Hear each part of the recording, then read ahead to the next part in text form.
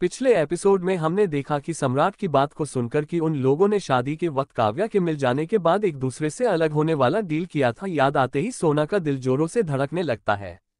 सम्राट सोना को चुप देखकर आगे बोला, क्या हो गया सोना, तुम्हें याद है या तुम भूल गई? सोना सम्राट के सवाल पर अटकते हुए बोली, याद है। सम्राट लैपटॉप स्क्रीन पर देखते हुए बोला, तो तुम बताओ क्या सोचा तुमने, क्योंकि काव्या बहुत जल्द वापस आ जाएगी। मैं तुम पर कोई दबाव नहीं डालना चाहता। तो तुम इस रिश्ते को अपनाना चाहती हो या फिर चली जाना चाहते हो? सोना सम्राट की तरफ देखते हुए बोली, आप कहना क्या चाहते हैं? सम्राट सोना को देखते हुए बोला है, मैं तुम्हारे साथ कोई जोर जबरदस्ती नहीं करना चाहता। तुम बताओ, तुम यहाँ रहना चाहती हो या फिर जाना चाहती हो? सोना अपने इमोशंस को कंट्रोल करते हुए सम्राट से बोली, आप बताएं आपके लिए हमारा रिश्ता कैसा है? सम्राट कुछ देर सोचने के बाद बोला, पति पत्नी के जैसा है। सोना सम्राट की बात कर बोली, तो आप मुझे छोड़ना क्यों चाहते हैं?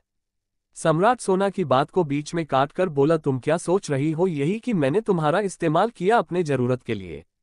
सोना सम्राट की सवाल पर बोली, और कुछ दूसरा सोच भी तो नहीं सकती ना? सोना की बात पर सम्राट अपने एक आईब्रो ऊपर करके बोला, आई थिंक कि जल्दबाजी नहीं करनी चाहिए थी मुझे, लेकिन मैंने कहा था ना, अपने गुस्से पर कंट्रोल नहीं है मेरा। सोना एक गहरी सांस लेकर बोली, आपके दिमाग में चल क्या रहा है? सम्राट तिरछी मुस्कान के साथ बोला, तुम्हें छोड़ दूं? ये सुनकर सोना के शरीर में एक डर की लहर दौड़ जाती है और उसकी आंखों में से आंसू का एक कतरा बह जाता है। सम्राट काउच से उठकर सोना के पास आता है और उसके हाथ से दूध के गिलास को लेकर पास के टेबल पर रख देता है। सोना अपना सर झुका लेती है। सम्राट उसके चीन को पकड़कर उसके चेहरे को ऊपर करता है और उसकी आंखों में देखते हुए कहता है, सोना सम्राट ओबरॉय, मैं तुम्हें पब्लिकली अपने वाइफ अनाउंस करना चाहता हूं। सोना सम्राट के सीने पर मारते हुए बोली, आप जानबूझकर मुझे डरा रहे थे? सम्राट सोना को अपने पास खींच गले लगाकर बोला, बहुत गुस्सा आ रहा था मुझे नीचे, तुम्हारा भाई कुछ ज्यादा ही ओवर स्मार्ट बनने की कोशिश करता है। सोना सम्राट को कसकर गले लगाकर बोली, I fell in love with you, मुझे नहीं पता, आपके बगैर मैं जिंदगी जीने के बारे में अब नहीं सोच पाती। सम्राट सोना से अलग होकर उसके चेहरे को पकड़कर सीरियस आवाज में बोला, सोना मुझसे प्यार करना तुम्हें बहुत दर्द दे सकता है, पल पल तुम्हें रोने पर मजबूर कर सकता है, इसलिए मुझसे प्यार मत करो। सोना सम्राट की आंखों में देखते हुए बोली, आपके साथ मैं हर दर्द तकलीफ को बर्दाश्त कर सकती हूँ, लेकिन आपसे दूर नहीं हो सकती। सम्राट सोना के गाल को सहलाते हुए बोला, अक्सर प्यार तकलीफ देते हैं, और अगर तुम्हें मुझसे प्यार हो गया है तो तकलीफ भी बर्दाश्त कर लेना। सोना सम्राट के हाथ को पकड़ लेती है और उसके हाथ को अपने दोनों हाथों में भर अपने गाल पर रखते हुए अपनी आंखें बंद कर लेती है। सम्राट सोना के माथे पर चूम लेता है और कुछ देर बाद उससे दूर होकर कहता है, सारा दूध खत्म करो। सोना सम्राट की बात पर थोड़ी हैरान होते हुए बोली, लेकिन वो दूध आपके लिए था। सम्राट अपनी आंखें छोटी करके बोला, जितना कहा उतना करो। सोना चुपचाप ग्लास उठाकर सारा दूध पी जाती है। सोना अपने मुंह को साफ करते हुए बोली, अब आपको सो जाना चाहिए, पूजा में आग की तपिश के कारण आपका चेहरा मुरझा गया है। सम्राट सोना के बालों को सहलाते हुए बोला, एक बात बताओ, क्या तुम मुझसे डरती हो? सोना सम्राट की बात पर अपना सिर हिलाते हुए बोली, क्योंकि आप बिल्कुल अपनी नीली आंखों से बागड़ बिल्ले की तरह मुझे घूरते हो। और ये कहते कहते हो सोना चुप हो जाती है, क्योंकि सम्राट उसे बुरी तरीके से घूर रहा था।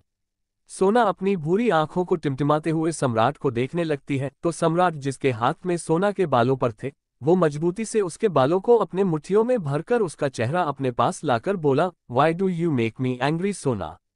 सम्राट के इस तरीके से बाल को खींचने पर सोना के मुंह से एक आह निकल जाती है और वो अपने बालों को छुड़ाने की कोशिश करते हुए कहती है, आपने पूछा ना कि मैं आपसे डरती हूं या फिर नहीं, तो मैं बस बता। सम्राट सोना के होठों को अपने होठों से छूते हुए बोला, चुप रहो, कितना बोलती हो, जरूर उस बातूनी लड़की की संगति लग गई है तुम्हें। सोना अपनी बड़ी बड़ी आंखों से सम्राट को देखने लगती है, तो सम्राट उसके होंठ को हल्का सा बाइट करके कहता है, चलो सोते हैं, मुझे अब नींद आ रही है। सोना ग्लास को दिखाते हुए बोली, ग्लास रखकर। सम्राट सोना को अपनी बाहों में ब्राइडल स्टाइल पर उठा लेता है और बिस्तर की तरफ ले जाता है, जैसे वो सोना की बातों को इग्नोर कर रहा हो। सोना भी कुछ नहीं कहती और दोनों एक दूसरे को अपनी बाहों में भरकर सो जाते हैं। अमरावती मित्तल मैंशन। काव्या और कशिश एक ही बिस्तर पर सोए हुए थे, बीच में तकिया रखा हुआ था। अचानक कशिश नींद में सिसकने लगता है। काव्या को जब किसी की सिसकने की आवाज सुनाई देती है, वो उठकर बैठ जाती है और इधर उधर देखने लगती है, तो उसकी नजर कशिश पर जाती है। जिसकी आंखों के कोनों से आंसू बह रहे थे, शायद वो कोई बुरा सपना देख रहा था। काव्या कशिश के कंधे पर हाथ रख उसे उठाते हुए बोली, उठो कशिश। कशिश अपनी आंखें खोलो। कशिश काव्या के कई बार उठाने के बाद जाकर उठता है। कशिश गहरी सांस ले रहा था। काव्या उसे पानी देती है तो कशिश एक ही बार में पूरा गिलास खाली कर देता है। कशिश के थोड़ा नॉर्मल होने के बाद काव्या उसे देखते हुए बोली, यू आर ऑक, तुम बुरा सपना। कशिश बिस्तर से उतरते हुए बोला, don't worry about me, it's a habit, so your sleep. Kavya कशिश की बात पर बोली, तुम इतनी रात। कशिश काव्या की बात को बीच में काटकर बोला, तुम मेरी बीवी हो सिर्फ नाम के लिए, बाकी चारदीवारी के अंदर हमारा कोई रिश्ता नहीं है और इसलिए जोड़ने की कोशिश भी मत करो। काव्या कशिश की बात पर अपनी आंखें छोटी करके बोली, एक्सक्यूज मी, मैं भी मरी नहीं जा रही हूं तुम्हारे साथ रिश्ते जोड़ने के लिए। तुम जैसे इंसान से तो कोई उम्मीद ही नहीं रख सकता, तो मत रखो कोई उम्मीद। तुम्हें कौन कह रहा है मुझसे उम्मीद रखने के लिए? जैसी हो वैसी रहो, मुझसे कुछ भी एक्सेप्ट करने की जरूरत मत करना। कशिश ने काव्या की बात को बीच में काट कर कहा। काव्या गुस्से भरी नजर से कशिश को घूरती है और इग्नोर कर चुपचाप बिस्तर पर लेटकर ब्लैंकेट ओढ़ लेती है। कशिश एक नजर काव्या को देखने के बाद उस कमरे से निकल जाता है और स्टडी रूम में आ जाता है। स्टडी रूम में एक सीक्रेट रूम बना हुआ था। कशिश सीधा वहां चला जाता है। कशिश उस कमरे की लाइट ऑन करता है तो वहां पर बहुत सारी तस्वीरें थी। एक में 12 साल का कशिश और उसके साथ एक 18 साल की खूबसूरत लड़की थी। कशिश उस लड़की की तस्वीर को छूते हुए नम आवाज में बोला, सबको हिसाब बराबर करना होगा। जिस तरीके से आपको मुझसे दूर किया गया, उसी तरह से उनके घर की खुशियां भी मैं छीन लूंगा। रोएंगे सब पल पल, लेकिन मैं बिल्कुल तरस नहीं खाऊंगा। ये कहते हुए कशिश की आंखों से आंसू का एक कतरा बह जाता है। कशिश उस तस्वीर को चूम लेता उस कमरे बाहर आ जाता है और रात भर वापस अपने कमरे में नहीं जाता। अगली सुबह सभी लोग डाइनिंग टेबल पर बैठे हुए थे। काव्या सबको नाश्ता सर्व करती है। नित्या कशिश की तरफ देखते हुए बोली, भाई मेरे रिजल्ट आ चुके हैं, तो मैं कह रही थी कि मास्टर्स मैं यहीं से कंप्लीट कर लूं। कशिश नित्या की बात पर बोला, अगर तुमने फैसला ले लिया है तो मैं यूनिवर्सिटी में बात करता हूं, बाकी तुम अपनी मॉम डैड से पूछ लो। नित्या इंद्र और रागिनी की तरफ देखते हुए बोली, आप लोग चले जाओगे ना दिल्ली? रागिनी नित्या की बात पर बोली, अब अगर तुमने फैसला ले ही लिया है यहाँ पर पढ़ने का तो हम इसमें कुछ नहीं कह सकते। फिर कशिश की तरफ देखते हुए, अंडरस्को इस लड़की के ऊपर अच्छे से ध्यान देना और हमें भी चलना है क्योंकि काम को बीच में नहीं छोड़ सकते। काव्या रागिनी की बात पर बोली, लेकिन चाची आप इतना जल्दी जाने की बात कैसे कर सकती हैं? 2 दिन पहले ही तो आए हैं, आपको तो रुकना चाहिए। रागिनी काव्या की बात पर मुस्कुराते हुए बोली, बेटा जी आपकी और कशिश की अभी अभी शादी हुई है, इस तरीके से आप दोनों के शादीशुदा जिंदगी में दखलंदाजी नहीं करेंगे। आप दोनों को तो साथ में एंजॉय करना चाहिए अभी। काव्या की बोलती रागिनी की बात पर बंद हो जाती है। कशिश तिरछी नजर से काव्या को देखने के बाद फिर से अपना नाश्ता करने लगता है। नित्या शरारती नजरों से कशिश को देखते हुए बोली, भाई आप मम्मी की बात पर शर्मा आ गए ना? कशिश नित्या को घूरते हुए बोला, तुम कुछ ज्यादा ही आजकल इंटरेस्ट नहीं लेने लगी हो दूसरों की जिंदगी में। चुपचाप अपना नाश्ता कंप्लीट करो और हाँ, शाम तक मैं तुम्हें फॉर्म भेज दूंगा यूनिवर्सिटी का, फॉर्म भरकर सबमिट कर देना। नित्या मुंह बनाते हुए चुपचाप अपना ब्रेकफास्ट करने लगती है। इंद्र काव्या की तरफ देखते हुए बोला, तुम भी बैठ जाओ बेटा, साथ में नाश्ता करते हैं। काव्या इंद्र की बात पर अपना सिर हिलाती है और खुद भी ब्रेकफास्ट के लिए बैठ जाती है। इधर ओबरॉय विला सभी लोग डाइनिंग टेबल पर बैठे हुए थे। हमेशा की तरह अदिति अपने खाने पर टूट पड़ी थी। शोभित अदिति के चेहरे पर लगे खाने को देखता है और मुंह बनाते हुए अपना ब्रेकफास्ट करने लगता है। विप्लव अदिति को टिश्यू पेपर देते हुए बोला, बनी तुम्हारे चेहरे पर सब्जी लगी हुई है, अच्छे से खाओ। अदिति मासूम सा चेहरा बनाकर विप्लव की तरफ अपना चेहरा करती है तो विप्लव मुस्कुराते हुए अदिति के चेहरे पर लगे खाने को साफ कर देता है। सम्राट सोना की तरफ देख उसे बैठने का इशारा करता है तो सोना सब लोगों की तरफ इशारा कर देती है। सम्राट तेज आवाज में बोला, बीवी मुझे साथ में नाश्ता करना ज्यादा अच्छा लगता है, चुपचाप बैठो। सोना सम्राट की तेज आवाज पर हड़बड़ा जाती है और जल्दी से कुर्सी खींचकर बैठ जाती है। वैशाली जो कि सोना के बगल में ही बैठी हुई थी, उसके कान में धीरे से बोली, आपका बागर बिल्ला एक बार थोड़ी तेज आवाज में म्याऊं क्या करता है? आप तो चूहिया की तरह सिकुड़ कर बैठ जाती हो। सोना वैशाली की बात पर मासूम सा चेहरा बनाकर बोली, तो मैं और क्या कर सकती हूँ? वैशाली सोना को घूरते हुए बोली, आपको कहना चाहिए था सबके खाने के बाद खाऊंगी। सोना वैशाली को घूरते हुए बोली, 1 मिनट, मुझे तुम्हें सिखाना है, तुम्हें मुझे नहीं। वैशाली अपने एटीट्यूड में बोली, हम नहीं बदलने वाले, हाँ गाली देना छोड़ देंगे लेकिन साला ये पति की गुलामी हमसे नहीं होती। सोना वैशाली की बात पर हल्का सा मुस्कुरा देती है और कहती है, लगता है अमृत भैया तुम्हें कुछ ज्यादा ही परेशान करते हैं। वैशाली सोना की बात पर दांत दिखाते हुए बोली, हमने कल उसे इतना परेशान किया कि बेचारा ठीक से चल भी नहीं पा रहा है। सोना हैरानी से वैशाली की तरफ देखने लगती है तो वैशाली मुस्कुरा देती है और सोना के दिमाग में कुछ और ही चल रहा था। पूरा ब्रेकफास्ट करने के बाद सारे लड़के अपने अपने कमरे की तरफ चले जाते हैं। अदिति शोभित के कमरे के बाहर खड़ी हो जाती है। शोभित जब लैपटॉप बैग लेकर कमरे से बाहर आता है तो अदिति से टकरा जाता है। शोभित खुद को संभालते हुए गुस्से से बोला, तुम यहाँ पर खंभे की तरह क्यों खड़ी हुई हो? अदिति पाउट बनाते हुए बोली, वो मैं पूछ रही थी क्या मेरी मम्मा के बारे में कुछ पता चला? शोभित अदिति के क्यूट से बिहेवियर पर कुछ देर उसे देखता है, फिर उसे घूरते हुए कहता है, गूगल नहीं हूं मैं जो तुम्हारी माँ को एक ही पल में ढूंढकर तुम्हें दे दूंगा, कुछ वक्त लगता है। अदिति मुंह बनाते हुए बोली, कितना वक्त लगता है? शोभित एक गहरी सांस लेकर बोला, एक बात बताओ, जब तुम पैदा हुई थी तब उल्टा पैदा हुई थी या फिर सीधा पैदा हुई थी? अदिति शोभित की बात पर कंफ्यूज होकर बोली, वो तो मुझे नहीं पता, हाँ लेकिन अगर मम्मा मिल जाए तो? शोभित अदिति की बात को बीच में काटकर बोला, हाँ अगर तुम्हें तुम्हारी मम्मा मिल जाए तो तुम उनसे पूछोगे कि तुम उल्टा पैदा हुई थी या फिर सीधा? तो चलो मैं बता देता हूँ, तुम उल्टा पैदा हुई थी, इसीलिए तुम्हारा दिमाग घुटने में है। अदिति फिर से कंफ्यूज होकर बोली, इसका मतलब जब मैं पैदा हुई थी तब आप? शोभित अदिति को घूरते हुए बोला, तुम्हारी माँ की वार्ड में था, इडियट। कुछ भी अपने दिमाग में फालतू मत लाया करो, मैं तुम्हारे माँ को ढूंढ लूंगा। अदिति अपना हाथ आगे करके बोली, प्रॉमिस करो आप बहुत जल्दी मेरी मम्मा को ढूंढ लोगे क्योंकि मुझे वापस जाना है और कॉलेज में एडमिशन लेना है। शोभित अदिति के हाथ को एक नज़र देख उसके हाथ पर अपना हाथ रख देता है तो अदिति उसके हाथ को दोनों हाथों से पकड़ लेती है। शोभित अपने हाथ जल्दी से पीछे कर लेता है और जाते हुए कहता है, ज्यादा किसी से बात मत करना और हाँ किसी को परेशान भी मत करना, शाम को आऊंगा तो तुम्हारी अगर मुझे शिकायत मिल गई ना तो बहुत पिटाई करूंगा। अदिति थोड़ी तेज आवाज में बोली, मैं किसी को परेशान नहीं करूंगी, मैं तो गुड गर्ल। उद्धरण चिन्ह। ये कहते हुए अदिति रुक जाती है क्योंकि शोभित उसकी बातों को इग्नोर करके जा चुका था। अदिति मुंह बनाते हुए खुद से बोली, ये तो बहुत ज्यादा खड़ूस अंकल है। विप्लव अदिति के कंधे पर हाथ रखते हुए बोला, बनी चलो मैं तुम्हें आज मॉल लेकर चलता हूँ। अदिति विप्लव की बात पर बोली, मेरे पास पैसे नहीं है और मैं सीनियर के अलावा किसी और का पैसा यूज नहीं करती। विप्लव कंफ्यूज होकर बोला, सीनियर ये कौन है? अदिति शोभित के बारे में बताते हुए बोली, उनका नाम शायद शो सुमित है। विप्लव अदिति के सिर पर हल्का सा मारकर बोला, पागल, सुमित नहीं शोभित नाम है और वो मेरे भाई हैं। अदिति अपने माथे को सहलाते हुए बोली, हाँ वही, मैं उनके अलावा किसी और का पैसा यूज नहीं करती।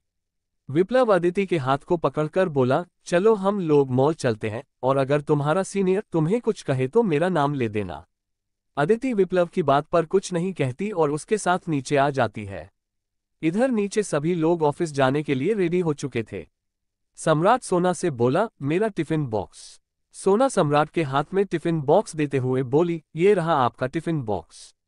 शोभित, विराट और अमृत को भी टिफिन बॉक्स दे देती है। सम्राट खुन्नस में सोना को घूरते हुए बोला, मैं तुम्हारा हस्बैंड हूं। अमृत, शोभित और विराट एक साथ बोले, हम उनके देवर हैं। सम्राट उन तीनों को घूरते हुए बोला, और तुम मेरे भाई हो। अमृत सम्राट के कंधे को थपथपाकर बोला, वही तो मैं तुम्हें समझा रहा हूं सम्राट की, हम तुम्हारे भाई हैं तो हम लोगों से ज्यादा इनसिक्योरिटी फील करने की कोशिश मत करो। सम्राट अमृत की बात पर मुंह बनाते हुए सोना के कान में धीरे से बोला, तुम्हें तो रात को बताऊंगा मैं। सोना सम्राट की बात पर अपना सिर हिला देती है। सम्राट सोना के गले पर बाइट करते हुए ऑफिस के लिए निकल जाता है। वैशाली सोना के गले को देखते हुए गुस्से से बोली, हम इस बागड़ बिल्ले को छोड़ेंगे नहीं, इसकी हिम्मत कैसे हुई हमारी बहन को काटने की, नोच डाला हमारी बहन के गले को। विप्लव जो कि अदिति को लेकर नीचे आ चुका था, वैशाली की बात पर बोला, उसे नोचना या काटना नहीं कहते वैशाली, उसे लव बाइट कहते हैं। निर्जला विप्लव के कान को पकड़ते हुए बोली, तुम्हें बहुत पता है बच्चे। विप्लव अपने कान को छुड़ाने की कोशिश करते हुए बोला, उच्चाओ, हम बड़ी माँ वो कॉलेज। रचना विप्लव को घूरते हुए बोली, कॉलेज तुम ये सब सीखने जाते हो विप्लव, कहीं तुम्हारी कोई गर्लफ्रेंड तो नहीं है ना? रचना की गुस्से भरी आवाज पर जल्दी से उसने बोला, नहीं मॉम, मेरी कोई गर्लफ्रेंड नहीं है। वैशाली हंसते हुए बोली, इतनी खूबसूरत शक्ल होने के बावजूद क्या फायदा, जो कोई लड़की तुम्हें लाइन नहीं मारती तो किसी काम के नहीं हो तुम। रचना वैशाली की बात पर कटाक्ष भरी आवाज में बोली, दिखने में तो तुम भी अच्छी खासी हो वैशाली, तो कितने लड़कों को फंसाया था अमृत की तरह। रचना की इस बात पर सब लोग वैशाली और रचना को देखने लगते हैं। वैशाली रचना की बात का जवाब देते हुए मुस्कुराकर बोली, अब का करे काकी सासू, हमारा जलवा ही ऐसा था बनारस में कि कोई लौंडा हमारे करीब आने की कोशिश नहीं करता था। विप्लव वैशाली की बात पर एक्साइटेड होते हुए बोला, क्या तुमने वहां लड़कों की पिटाई की थी। वैशाली विप्लव की बात पर मुस्कुराते हुए बोली, तुम सिर्फ पिटाई की बात करते हो, हमने गंगा घाट में इतने लोगों को डुबो डुबो कर मारा है, ना कि साला कोई माइका लाल। रचना वैशाली की बात को बीच में काटकर बोली, मुझे पहले इतना तो पता था कि तुम एक जाहिल गवार लड़की हो, लेकिन आज पता चल गया कि तुम एक नंबर की बदतमीज और गुंडी भी हो। वैशाली रचना की बात पर बोली, सॉरी काकी सासू, हमको पता नहीं था कि आपको हमारे बारे में इतनी अच्छी तरीके से पता चल गया। रचना कुछ देर वैशाली को घूरने के बाद अपने कमरे की तरफ चली जाती है। निर्जला वैशाली के कंधे पर हाथ रखते हुए बोली, रचना की बातों का बुरा मत माना करो। वैशाली निर्जला की बात को टालते हुए बोली, ऐसी कोई बात नहीं है माँ, हमको उनकी बातों का बुरा नहीं लगता है, बल्कि अच्छा लगता है कि चलो कोई तो है जो हमसे लड़ने को हमेशा तैयार रहता है। निर्जला वैशाली की बात पर मुस्कुरा देती है। वैशाली विप्लव की तरफ देखते हुए बोली, तुम कहाँ जा रहे हो इस खरगोशिया को लेकर। अदिति वैशाली की बात पर मासूम सा चेहरा बनाकर बोली, खरगोशिया नहीं कहते बनी कहते हैं। वैशाली अदिति के बालों पर हाथ फेरते हुए मुस्कुराकर बोली, हाँ हाँ हमारी बनी रानी, वही तो पूछ रहे हैं, कहाँ जा रही हो अपने इस कंगारू के साथ। विप्लव घूरकर वैशाली की तरफ देखता है और अदिति मुस्कुराते हुए वैशाली से कहती है, वापी मुझे मॉल लेकर जा रहा है घुमाने के लिए, एक काम करते हैं ना, आप भी चलो हमारे साथ। वैशाली अदिति की बात पर सोना की तरफ देखते हुए बोली, दीदी आप भी चलो ना हमारे साथ। मैं तो चलूंगी, कितने दिन हो गए मुंबई आए, अभी तक घूमी नहीं हूं मैं। सोना निर्जला की तरफ देखती है तो निर्जला मुस्कुराते हुए कहती है, जाओ घूम कर आ जाओ बच्चों के साथ, लेकिन शाम होने से पहले आ जाना। सोना निर्जला की बात पर अपना सिर हिला देती है और चारों मॉल के लिए निकल जाते हैं। ओबरॉय कंपनी सम्राट अपने केबिन में बैठा हुआ था, तभी सम्राट का फोन बजने लगता है। सम्राट कॉल अटेंड करते हुए बोला, बोलो शेख। शेख थोड़ा घबराकर बोला, बॉस वो लेडी बॉस और विप्लव सर के साथ वो बच्ची और अमृत सर की वाइफ मॉल निकले हैं। सम्राट अपनी मुट्ठी मजबूती से बंद कर अपने गुस्से को कंट्रोल करते हुए बोला, ओके। गार्ड्स गए उनके साथ। शेख घबराते हुए बोला, विप्लव बॉस ने मना कर दिया। लेकिन मैंने। सम्राट शेख की बात को बीच में काट गुस्से से बोला, तुमसे कहा था ना मैंने मेरी फैमिली के हर मेंबर के ऊपर नजर रखना, तुमसे इतनी बड़ी गलती कैसे हो सकती है शेख। शेख ने जल्दी से बोला, मैंने गार्ड भेजे हैं बॉस। सम्राट गहरी सांस लेकर लेकर बोला, उनके ऊपर नजर रखो, अगर कुछ भी अजीब नजर आता है तो तुरंत मुझे इन्फॉर्म करो। शेख ओके बॉस कहता है तो सम्राट कॉल कट कर देता है। कॉल कट होते ही राजीव अंदर आते हुए सम्राट से कहता है, मिस्टर बत्रा आए हैं, तुम्हारी मीटिंग है उनके साथ, कॉन्फ्रेंस रूम में इंतजार कर रहे हैं। सम्राट एक गहरी सांस ले कुर्सी से खड़ा हो जाता और अपने कोट का बटन लगाते हुए कॉन्फ्रेंस रूम की तरफ निकल जाता है। इधर इन्फिनिटी मॉल। सोना, विप्लव, वैशाली अपना सिर उठाकर पूरे मॉल को घूर घूर कर देख रही थी। उसकी नजर केएफसी काउंटर पर जाती है। अदिति अपने कदम उस तरफ बढ़ा देती है। विप्लव जल्दी से अदिति के हाथ को पकड़कर बोला, बनी शॉपिंग के बाद खाएंगे, फिर तुम्हारे साइज के कपड़े भी लेने हैं। अदिति केएफसी की तरफ इशारा करते हुए बोली, लेकिन मुझे भूख लगी है। विप्लव अदिति को खींचते हुए बोला, उधर मत देखो, तुम्हें भूख नहीं लगेगा, चलो। अदिति जैसे तैसे मुश्किल से अपना चेहरा आगे करती है और विप्लव के साथ लेडीज सेक्शन की तरफ चली जाती है। वैशाली पूरे मॉल को देखते हुए सोना से बोली, अब हमको समझ आया, मुंबई इतना फेमस क्यों है भाई, यहाँ की हर एक चीज इतनी लग्जूरियस जो है। सोना वैशाली की बात पर मुस्कुराते हुए अपनी गर्दन हिला देती है और उसे लेकर लेडीज सेक्शन की तरफ आ जाती है। विप्लव दो ड्रेस लाकर वैशाली और सोना के सामने रखते हुए बोला, आप लोग इसे चेंज करके आओ। वैशाली और सोना उस ड्रेस को देखने लगते हैं जो कि फुल लेंथ थी और काफी खूबसूरत थी। दोनों उस ड्रेस को लेकर चेंजिंग रूम की तरफ चली जाती है। कुछ देर बाद दोनों उसे चेंज करके आती हैं। विप्लव उन दोनों को देखते हुए कंप्लीमेंट के साथ बोला, आप लोग सच में काफी खूबसूरत हो। वैशाली विप्लव की बात पर अपनी आंखें छोटी करके बोली, काहे तुमको पहले का लगा, मेकअप लगाकर घूमते हैं हम।